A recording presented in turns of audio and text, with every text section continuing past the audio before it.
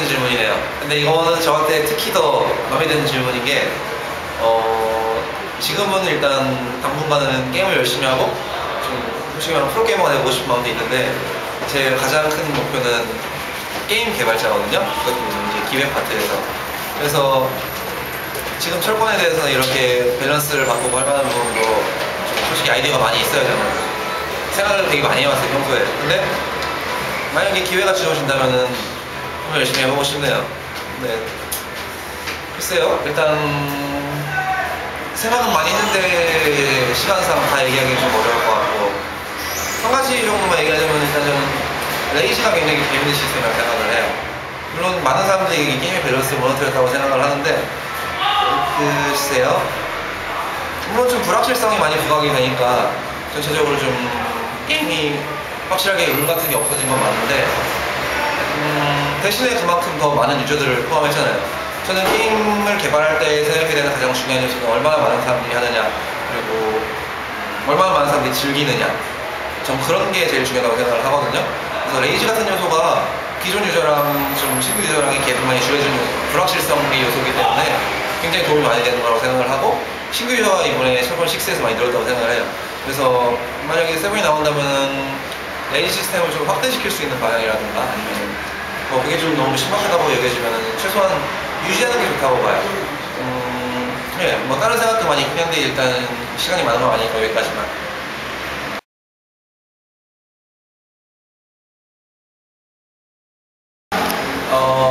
이게 이거 제 미천인데 이거 어떻게 해야 되나 이런 거를.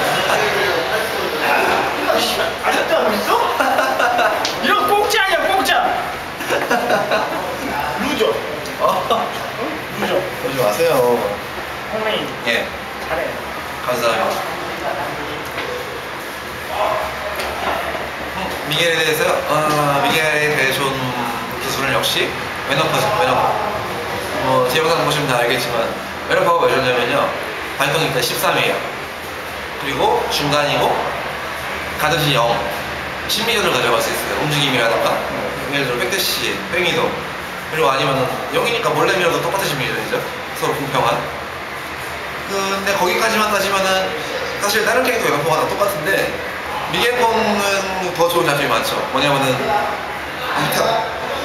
2타가 있고, 그리고 반시계를 잡고, 그리고 세비지라는 또 다른 자세를 통해 심리전을 더 만들 수 있다는 거예요. 그러니까 미겔 같은 경우는 제가 보기엔 웨너퍼가 일단 심리전을 만들어 놓은 기본이라고 생각을 해요.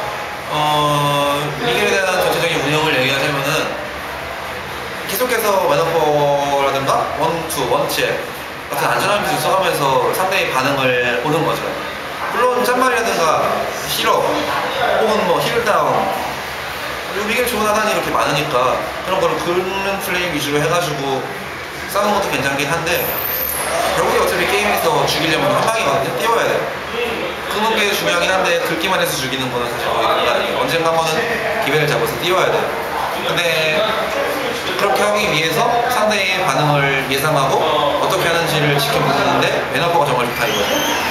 웨너퍼랑 본수를 많이 가득시키면서 상대의 반응을 볼 수가 있잖아요. 상대가 보통 몇 가지 정도의 경우의 수를 가지고 거기서 선택을 하는지, 그러면 거기에 대해서 난 그에 맞는 가위바위보를 만들 수가 있겠죠. 그러면 데미지 싸움을 그일로 가져갈 수 있고 결과적으로 이길 수 있는 거고. 그래서 뭐 약간 미겔만이 아니라 전체적인 철권에 대한 얘기인데 상대가 뭐 할지를 보고 그거에 대해서 맞춰가는 게 제일 중요해요. 제가 아까 크로우가 강하다고 했던 부분이 좀 그런 부분이 중요하다고 생각하기 때문에 얘기를 한 거고요. 그런 면에서 미겔은 그런 심리전을 만들 수 있는 게 바로 웨너퍼랑 원투 같은 안전한 기술이라 이거죠. 네, 이게 제가 생각하는 미겔이에요.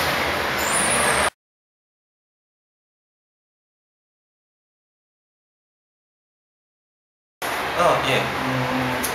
미국 플레이어분들이 정말 더 잘해지기 위해서 필요한 부분이요. 뭐 제가 딱히 얘기하는 게 좀 건방져 보일 수도 있겠는데, 글쎄 일단 움직임이 아닐까요? 물론 유럽 같은 경우도 굉장히 움직임이 없고 카운터를 올리는 그런 게 맞는데 미국은 그래도 그보다는 움직임이 좀 있어요. 제가 경험해본 바로. 물론 유럽은 직접 못 가봤으니까 그냥 영상을 본 거지만요. 어쨌거나 근데 그 정도로는 좀 부족하다고 생각해요. 일단 가장 우선적으로 해야 되는 거는 움직임. 사실 한국 같은 경우는 한국에서 지금은 움직임이 제일 중요하다고 얘기는 안 해요. 왜냐면은 저희 한국은 보통, 한국은 이미 그 단계를 지났거든요. 저희는 움직임이 제일 중요하고, 아픈 딜레이 캐치나, 글쎄 한 방을 노리는 플레이? 이런 걸 이미 저희 설거지 이야기했어요. 근데 지금은 게임 시스템이 많이 달라졌고, 뭐 그런 게 아니라 선생님 심리전이라든가, 상대를 보는 눈, 파해력, 이런 게 더 중요하기 때문에 물론 움직임도 중요한 거 많은데 그런 거에 대한 부분을 그렇게 열심히 하진 않거든요. 근데 어쨌거나 그것도 중요한 요소 중에 하나라서 저희는 그런 부분을 좀 전체적으로 평균적으로 오버롤에서 한다고 해야 되나? 그렇게 연습을 하는데 미국 같은 경우는 좀 약간 치우쳐져 있어요. 잡기 풀기, 콤보, 딜레이 캐치 이런 부분에 좀 치우쳐 있어요. 근데 그러면서 이제 움직임은 많이 좀 안 좋은 편이고요. GM 같은 경우가 좀 대표적인 그런 케이스인 것 같고요. 아마 그런 부분을 좀 더 키운다면은 더 나아질 건데 제 생각에 그 다음 단계에 있거든요. 뭐 그건 아마 심리전이라든가 아까 말한 것처럼 파이력 같은 부분인데 우선적으로 필요한 거는 움직임이라고 봐요. 네. 더 많이 움직이세요. 여기서 게임하는 동안.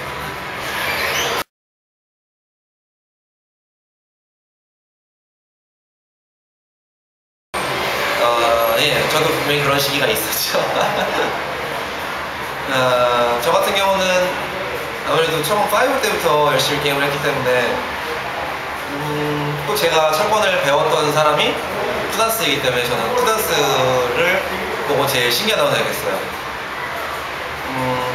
그 당시에 어떤 게임에 대한 이해도라든가 전체적인 게임의 유행, 대세 그런 걸 생각할 때 쿠단스가 정말 대단한 플레이를 했거든요.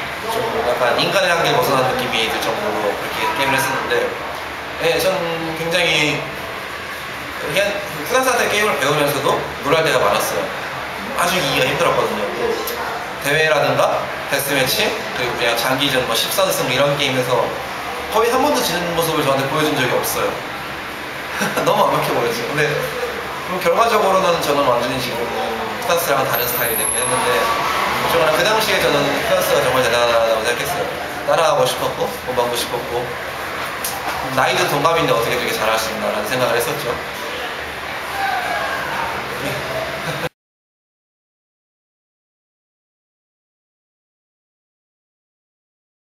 예?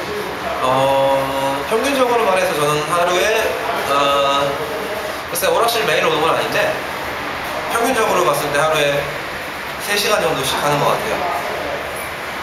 뭐 그렇게 많은 건 아닌데 뭐 근데 많을 때는 또 하루에 갑자기 몰아서 막 10시간씩 하고 그럴 때도 있긴 해요. 근데 또 대신 안 오는 날도 있으니까 그러면은 근데 연습 방법에 있어서는 딱히 생각을 해본 적은 없어요. 근데 그냥 경험이죠. 아무래도 많이 하는 게 제일 중요한 거니까.